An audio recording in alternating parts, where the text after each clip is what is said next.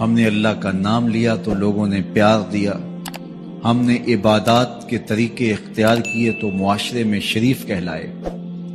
لیکن کتنا مشکل اور کٹھن لمحہ تھا جب کوئی اسلام لاتا تو معاشرے سے کٹ جاتا، سماجی بائیکاٹ کر دیا جاتا، وہ لوگوں سے الگ ہو جاتا۔ میرے اور آپ کے آقا و مولا حضور نبی رحمت صلی اللہ علیہ وآلہ وسلم قریش کے عالی نسب خاندان سے تعلق رکھتے ہیں، صادق بھی کہلاتے ہیں، امین بھی کہلاتے ہیں، لوگوں کی امانتیں بھی حضور کے گھر میں پڑی ہیں، اپنے فیصلوں میں حضور کو حاکم بھی مانتے ہیں۔ لیکن جب اللہ کی توحید کا اعلان کیا، جب لوگوں کو راہ راست اور راہ حق کی طرف بلایا تو یہ سارے مخالف ہو جاتے ہیں، حتیٰ کہ اپنے سقے عزیز بھی کتنے دل آزار جملے بولتے ہیں، تبًا لک ہنالک سائر الیوم الہٰذا جمعتنا۔ یہ رشتے میں سکا چچا بولتا ہے۔ اللہ اکبر، مشکلیں سہی، تکلیفیں سہی، سماجی مقاطعہ ہوا، سوشل بائیکاٹ ہوا۔ شاب ابی طالب کے 3 سال کس کٹھن حالات میں حضور اور حضور کے غلاموں نے اور خاندان والوں نے کاٹے، حتیٰ کہ درختوں کے پتے کھا کھا کے گزر اوقات ہوتی تھی۔ معاہدہ لکھ کے کعبۃ اللہ کے ساتھ لٹکا دیا گیا، اور یہ اتنے سنگ دل ثابت ہوئے کہ باہر سے کوئی تجارتی قافلہ آتا جس کے پاس اغذیہ ہوتی، کھانے پینے کی اشیاء ہوتی، تو ان کو ادھر جانے نہ دیتے، مبادہ کہیں یہ خرید نہ لیں۔ ان کا خیال یہ تھا کہ یہ بھوک سے دم توڑ جائیں، اور نیا دین جو لے کر کے آئے ہیں وہ شاب ابی طالب میں اس گھاٹی کے اندر ہی اپنے آخری دن پورے کرے۔ لیکن جس کو اللہ نے سر بلند کرنا ہو، عزت دینی ہو، جس دین کو پوری دنیا کے اوپر غالب ہونا تھا، اس کو کون روک سکتا تھا؟ اللہ کے محبوب علیہ الصلوۃ والسلام نے محنت، تندہی، کوشش اور کد و کاوش کے ذریعے لوگوں تک پیغام حق کا ابلاغ کیا۔ سب سے پہلے حضور کی اہلیہ حضرت سیدہ خدیجہ الکبریٰ رضی اللہ تعالی عنہا ایمان لاتی ہیں۔ حضور علیہ السلام کے قریبی دوست، گہرے دوست حضرت سیدنا ابو بکر رضی اللہ تعالی عنہ ایمان لاتے ہیں۔ حضرت علی المرتضیٰ رضی اللہ تعالیٰ عنہ اگرچہ نو عمر ہے، لیکن سینے پہ ہاتھ رکھ کے کہتے ہیں جان و دل فدا کروں گا حضور آپ پہ۔ حضرت بلال حبشی اسلام لاتے ہیں، حضرت عمار ابن یاسر، حضرت سمیہ، حضرت یاسر اسلام لاتے ہیں۔ 38 لوگ ایک ایک کر کے اسلام میں داخل ہوئے۔ کفار تو چاہتے تھے کوئی دوسرا شخص ان کے ساتھ کھڑا نہ ہو، تو جب 38 لوگ حضور کے ساتھ کھڑے ہو گئے تو ان کے لیے بڑا اذیت ناک لمحہ تھا کہ یہ تحریک جس کو ہم روکنا چاہتے ہیں یہ پھیلتی چلی جا رہی ہے، لوگ اس کے ساتھ شامل ہوتے چلے جا رہے ہیں، اور لوگ ان کے لیے محبتیں اور ان کے لیے پیار پیش کرتے چلے جا رہے ہیں۔ عبداللہ ابن جدعان کے گھر کے قریب سے میرے حضور گزر رہے تھے کہ ابو جہل نے دیکھ لیا اور ہاتھ میں نوکیلا پتھر پکڑا اور حضور پہ حملہ آور ہو گیا۔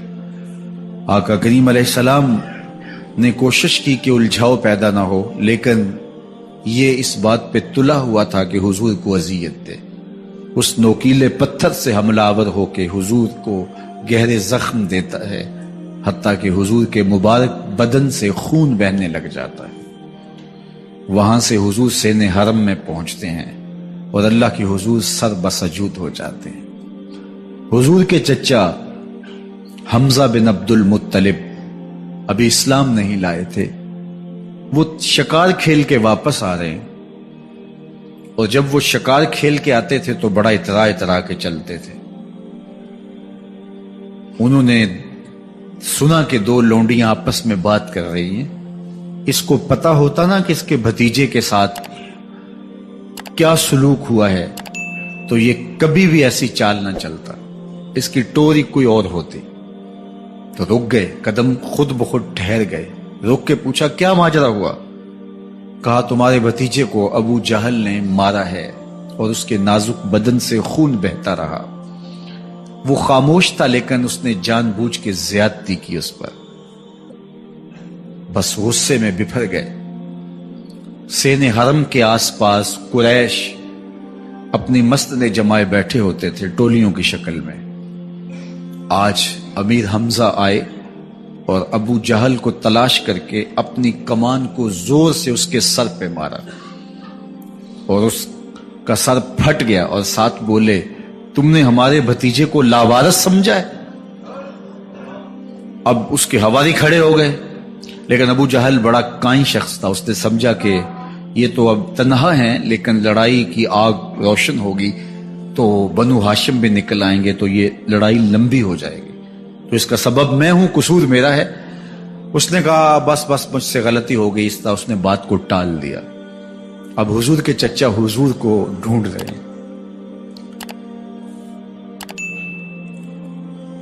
سین حرم میں حضور علیہ السلام اللہ کے حضور سر بسجود ہیں۔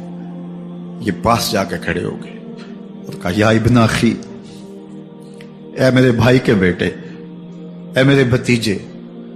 لیکن حضور سر نہیں اٹھایا۔ اللہ کے حضور اپنے دکھڑے بیان کر رہے ہیں۔ اسی کسے دے کچھ نہیں لگ دے تے نہ کوئی ساڈا دردی۔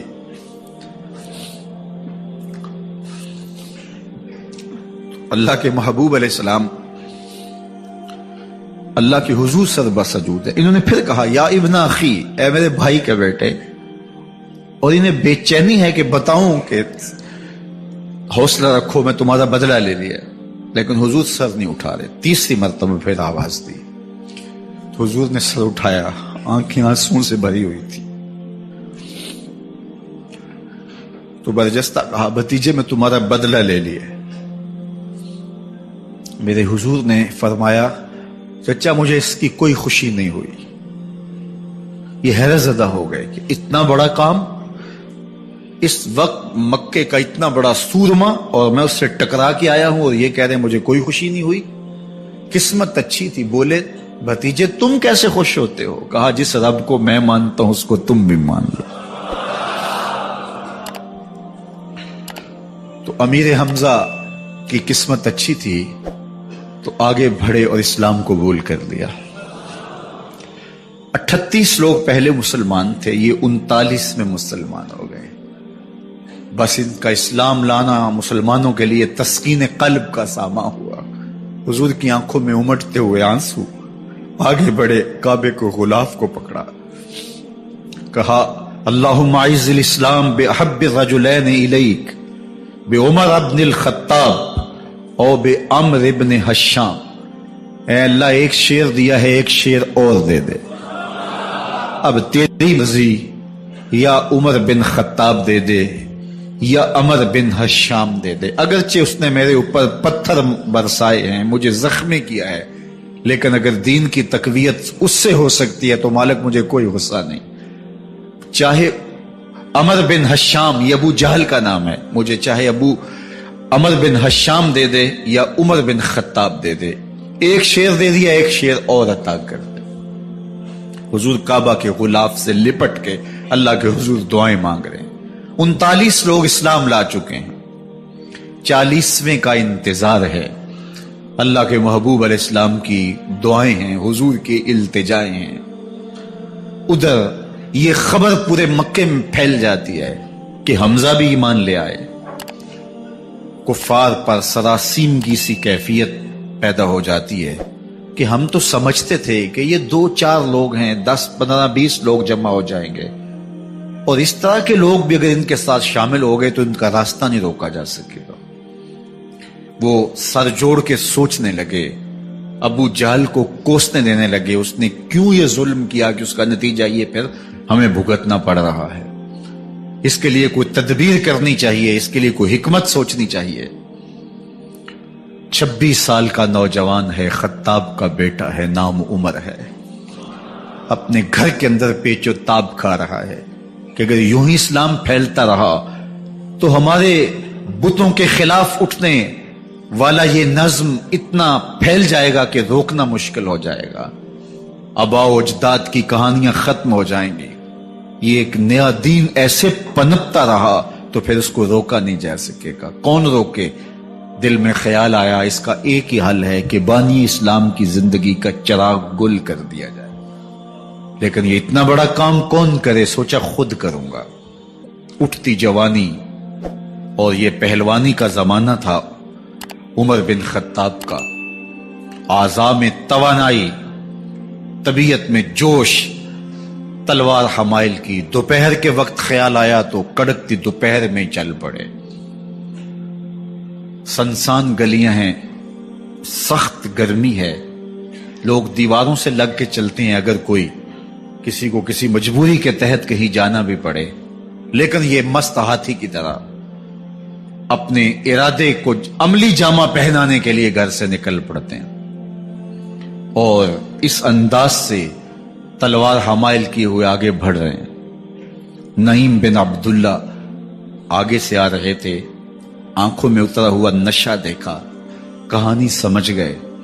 یہ بھی مسلمان ہو گئے تھے لیکن ابھی ایمان ظاہر نہیں کیا۔ کہا عمر کدھر کے ارادے ہیں؟ کہا بانی اسلام کا چراغ بجھانے جا رہا ہوں، یہ روز روز کی کہانی ختم کرنے جا رہا ہوں۔ آج حمزہ ایمان لائے ہیں، کل کوئی اور آ جائے گا، پھر اس تحریک کو روکنا مشکل ہو جائے گا۔ نعیم بن عبداللہ مسکرا کے بولے گھر کی خبر لی ہے؟ کہا کیا ہوا میرے گھر کو؟ کہا تمہاری بہن فاطمہ بھی اس محمد کی غلام بن گئی ہے، تمہارا بہنوئی سعید بن زید بھی اس کا نوکر بن گیا ہے۔ بس بپھر گئے، وہ جو غصہ تھا وہ ادھر منتقل ہو گیا، بہن کے گھر کا رخ کیا۔ جب دروازے پہ پہنچے تو اندر سے قرآن پڑھنے کی آواز آ رہی ہے، جو کہا گیا تھا، جو سنا تھا، اس کا یقین پیدا ہو گیا۔ زور زور سے دروازے کو کھٹکھٹانے لگے۔ بہن نے دیکھا کہ بھائی ہے، جو قرآن پڑھ رہا تھا اس کو چھپا دیا اور خود دروازہ کھولا، بس پیٹنا شروع کر دیا، مار مار کے سر پھوڑ دیا، خون بہ رہا ہے۔ جب سر پھٹ گیا تو فاطمہ بنت خطاب بولی عمر تم خطاب کے بیٹے ہو، میں بھی خطاب کی بیٹی ہوں، سن لو محمد کا دامن نہیں چھوڑو، جو کرنا ہے کرو۔ جب یہ تیور دیکھے تو عمر کی حیرت انتہا کو چھو گئی۔ یہ کون سی قوت ہے جس نے ایک عورت کے اندر یہ جذبے رکھ دیے؟ کہا اچھا بتاؤ تم کیا پڑھ رہے تھے؟ کہا تم ناپاک ہو، تمہیں نہیں دوں گی۔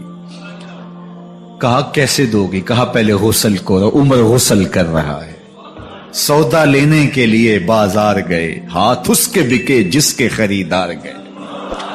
عمر غسل کر رہے ہیں، غسل کر کے باہر آئے تو بہن قرآن لے آئی، وہ کھجور کی چھالیں، وہ چمڑے کے اوپر لکھا ہوا قرآن سامنے رکھ دیا۔ عمر پڑھ رہے ہیں طٰہٰ ما انزلنا علیک القرآن لتشقیٰ، اے 14ویں کے چاند محبوب، قرآن اس لیے نازل تو نہیں کیا تھا کہ تم مشقت میں پڑ جائے۔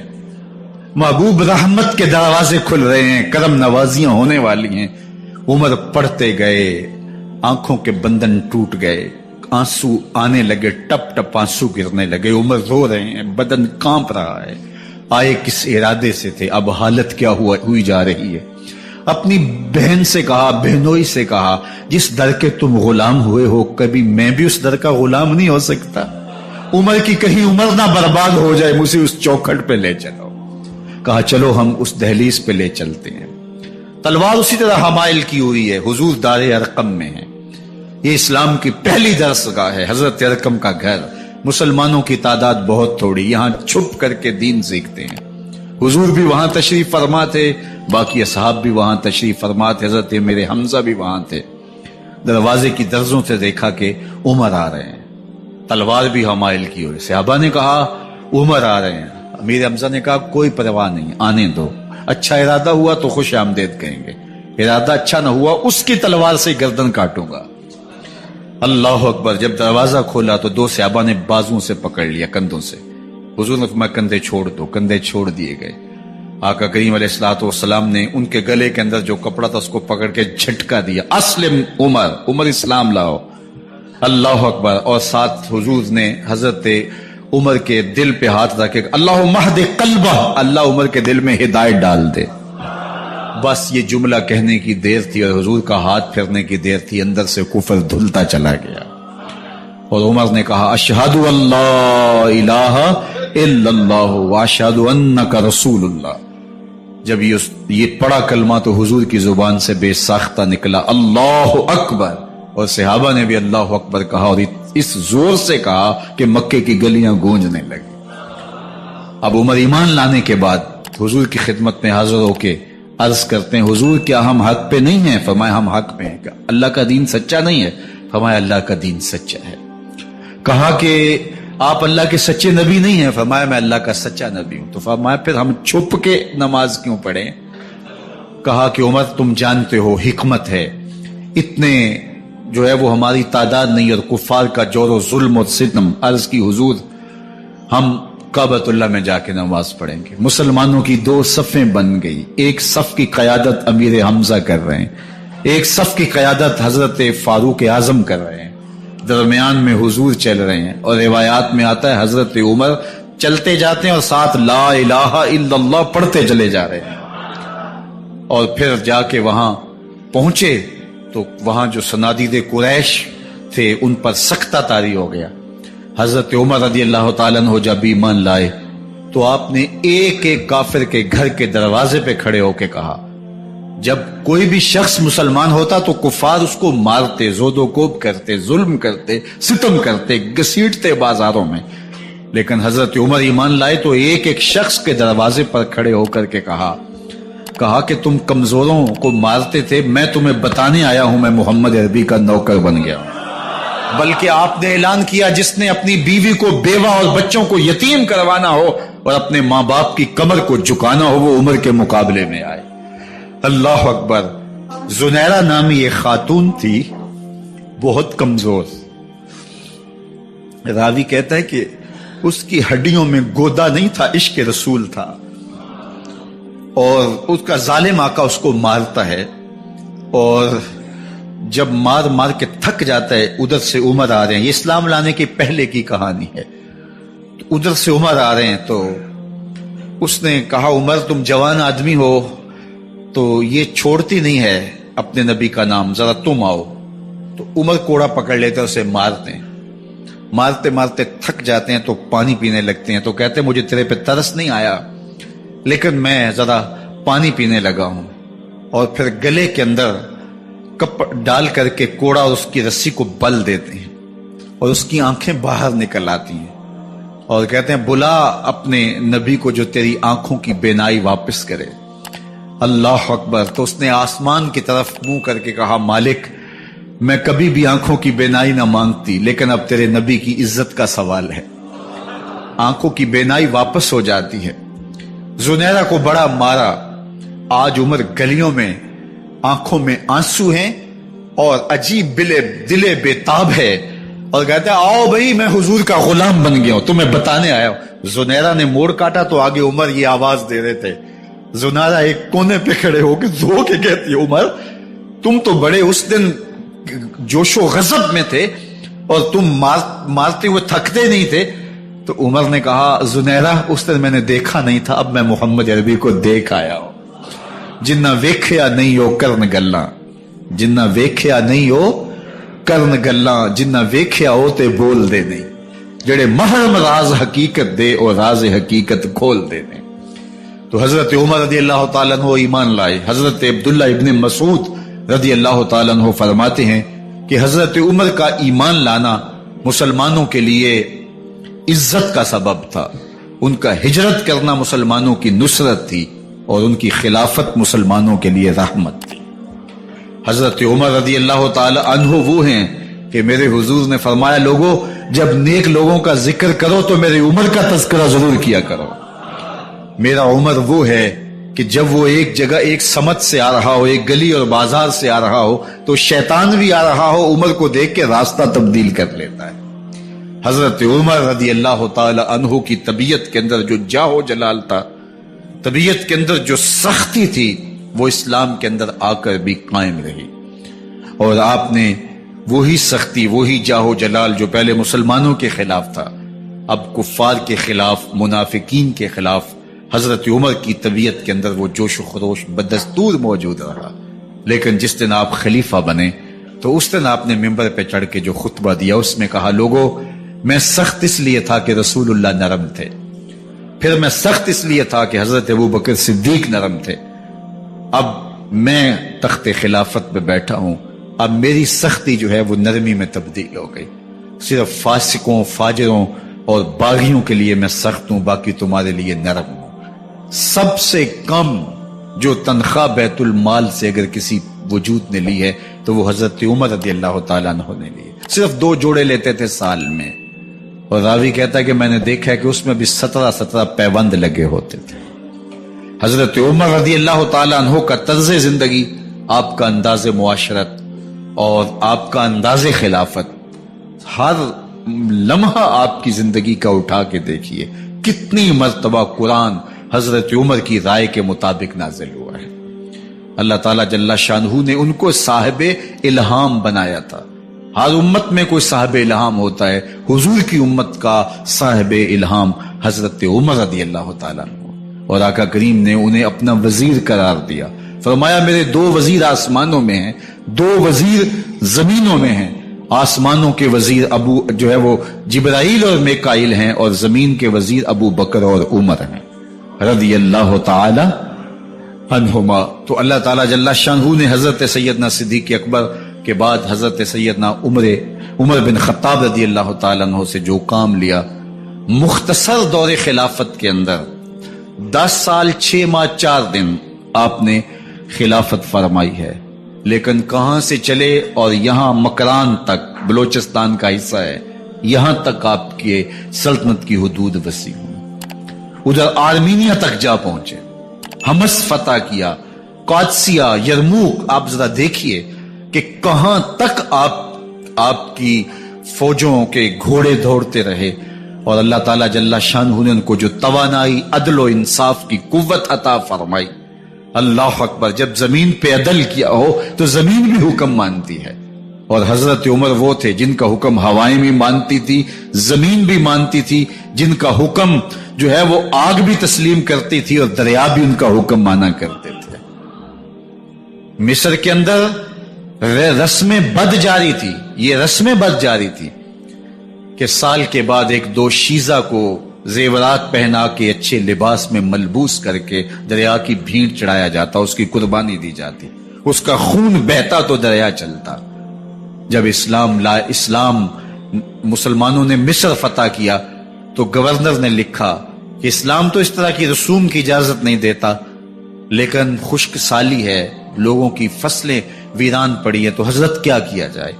تو حضرت عمر رضی اللہ تعالیٰ عنہ کو جب قاصد آ کے پیغام دیتا ہے تو کاغذ کے ٹکڑے پہ لکھتے ہیں بسم اللہ الرحمن الرحیم، مصر کے نیل کی جانب عمر کا خط، لکھتے ہیں اے نیل اگر تو اللہ کے حکم سے چلا کرتا ہے تو چل، ورنہ ہمیں تیرے چلنے کی کوئی حاجت نہیں ہے۔ اور قاصد کو کہا یہ خط لے جاؤ اور جا کے دریائے نیل میں پھینک دو۔ قاصد جا کے خط دریائے نیل میں پھینک دیتا ہے، پانی آتا ہے، ایسا دریائے نیل چلا 14 صدیاں ہوئی ہیں آج تک کبھی بند ہی نہیں ہوا ہے۔ دریا حکم مانتے ہیں، آگ نکلتی ہے، لوگ حضرت عمر رضی اللہ تعالی عنہ کے پاس آئے، حضرت لاوا پھوٹا ہے، آگ نکل رہی ہے اور مدینے کی طرف بڑھ رہی ہے، اب کیا کیا جائے؟ فائر بریگیڈ تو زمانے میں تھی نہیں۔ عمر نے اپنی قمیض اتاری، جس قمیض پہ 17 پیوند لگے ہوئے تھے چمڑے کے، کہا یہ قمیض لے جاؤ، جدھر آگ بڑھ رہی ہے آگے ڈھالنا، آگ پیچھے بھاگ جائے گی۔ زلزلہ آتا ہے تو زمین پہ دھرا مارتے ہیں، زمین رک جا، کیا عمر نے تیری چھاتی پہ عدل نہیں کیا ہے؟ تو یہ عمر ہیں رضی اللہ تعالی عنہ کہ جن کے انصاف کی وجہ سے، جن کے عدل کی وجہ سے اللہ تعالیٰ کی رحمات اور اس کی برکات کا نزول ہوتا تھا، اور اللہ تعالیٰ نے مسلمانوں کو وہ آبرو مند حکومت دی۔ کائنات کی تاریخ کے اندر ایسی حکومت آپ نے نہیں دیکھی ہوگی جو حضرت عمر نے حکومت کی ہے۔ اللہ اکبر، فرمایا فرات کے کنارے پہ ایک کتا بھی پیاسا مر گیا تو اس کا حساب بھی عمر سے ہوگا۔ جب اتنے علاقے فتح ہو گئے تو ایک دن حضرت عمر بیٹھ کے رو رہے تھے، تو کسی نے کہا حضرت رو کیوں رہے ہیں؟ فرمایا کہ میں اس لیے رو رہا ہوں کہ فلاں پل سے بکریاں گزری ہیں، تو پل کے اندر شکستگی تھی، ٹوٹا ہوا تھا پل درمیان میں کچھ، اس میں ایک بکری کی ٹانگ ٹوٹ گئی ہے، تو میں ڈرتا ہوں کہیں اس کا حساب نہ لیا جائے، کہ میرا رب یہ نہ پوچھے کہ عمر تو نے پل صحیح تعمیر نہیں کروائے تھے کہ ایک بکری کی ٹانگ کیوں ٹوٹی ہے. یہ ہیں حضرت عمر رضی اللہ تعالی عنہ. اللہ اکبر. حضرت سیدنا عمر رضی اللہ تعالیٰ عنہ کی پوری زندگی آپ دیکھ لیجئے. آپ دن کو گھر میں بیٹھتے ہیں، دربار خلافت میں بیٹھتے ہیں، اور آپ کا دربار خلافت کیا ہے؟ کوئی عالی نصب محل نہیں ہے، مسجد نبوی کا صحن ہے. وہاں بیٹھ کے فیصلے ہو رہے ہیں. باہر سے سفیر آتا ہے اور آ کے پوچھتا ہے کہ میں امیر المومنین کے، مسلمانوں کے حکمران کے دارالامارہ میں محل میں جانا ہے. تو وہ مسکرا کے کہتے ہیں ہمارے امیر کا تو کوئی محل نہیں ہے. کہا کہاں ہے تمہارا امیر؟ کہا مسجد نبوی میں ہوگا یا بیت المال کے اونٹوں کی دیکھ بھالی کر رہا ہوگا، ان کی دیکھ بھال میں لگا ہوگا. وہ جب گئے تو مسجد میں نہیں ہے. اللہ اکبر. وہاں گئے تو وہاں بھی نہیں ہے. پھر کیا دیکھتے ہیں کہ عمر رضی اللہ تعالی عنہ جنت البقیع کے پاس ایک درخت کے نیچے اینٹ کا سرانہ رکھ کے سوئے ہوئے.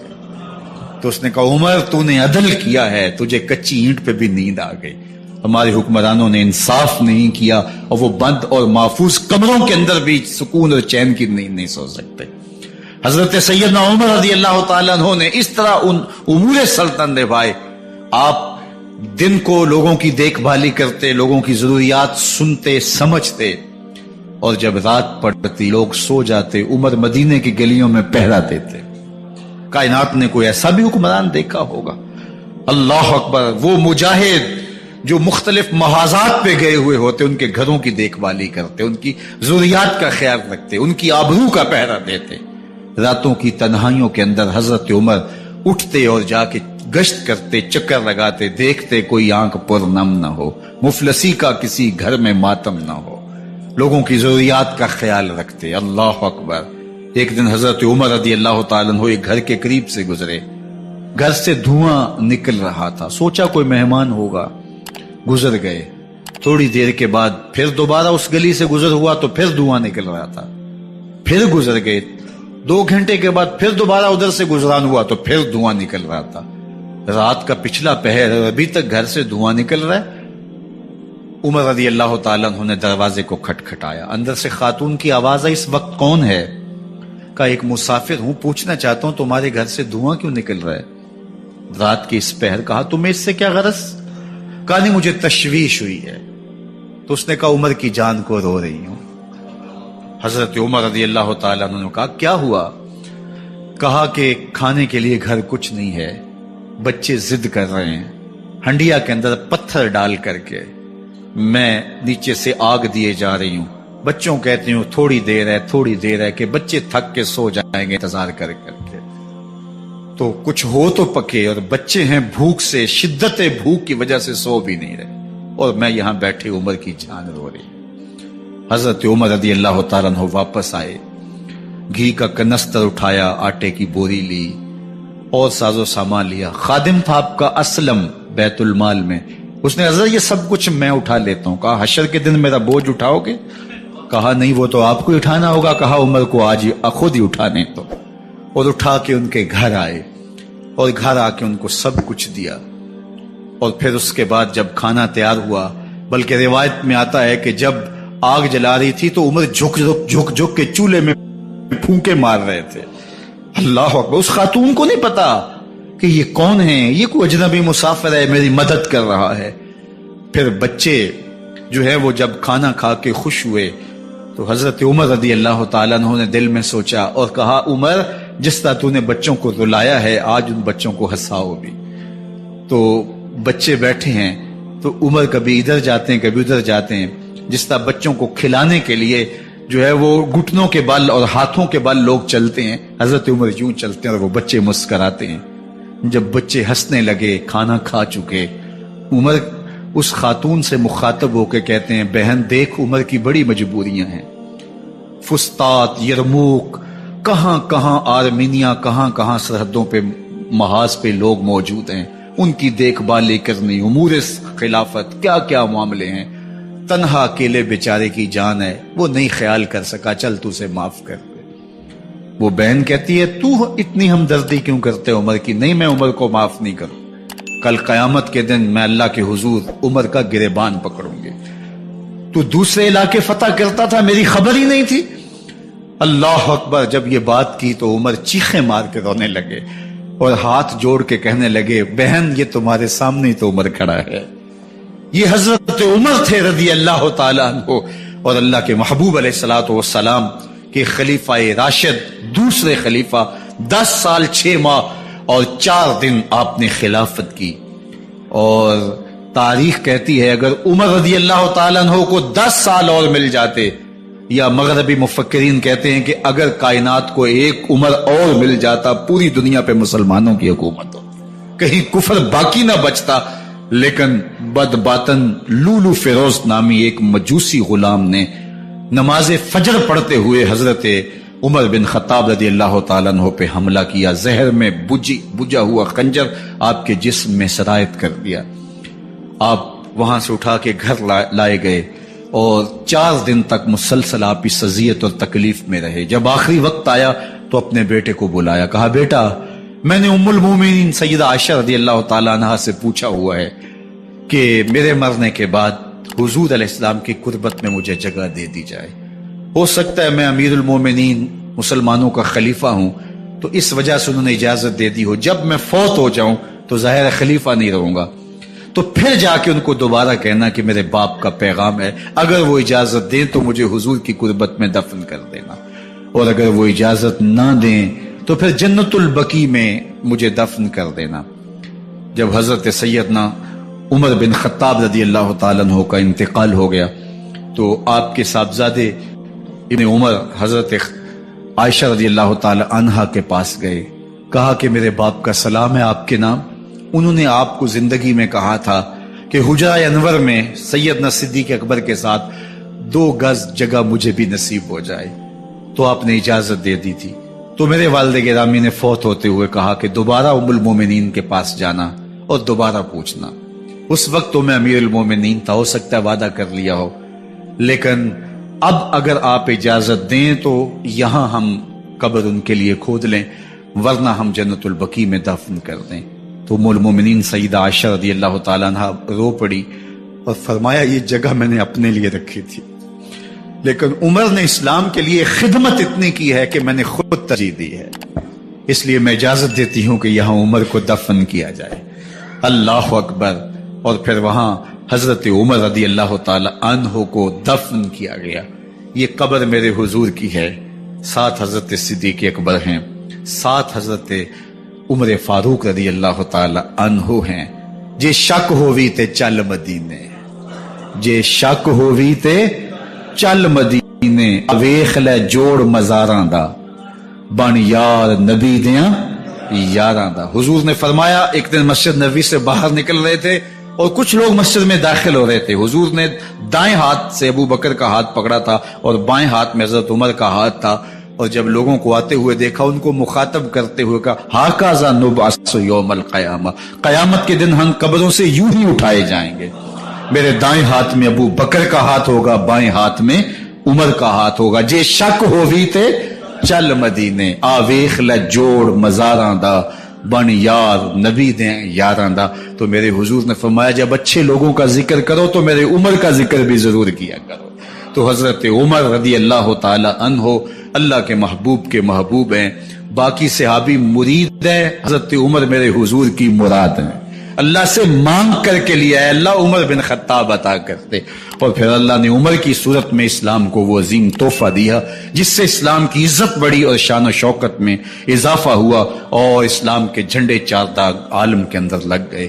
اللہ مجھے آپ کو حضرت عمر کے نقوش پاک کی برکتیں عطا فرمائے.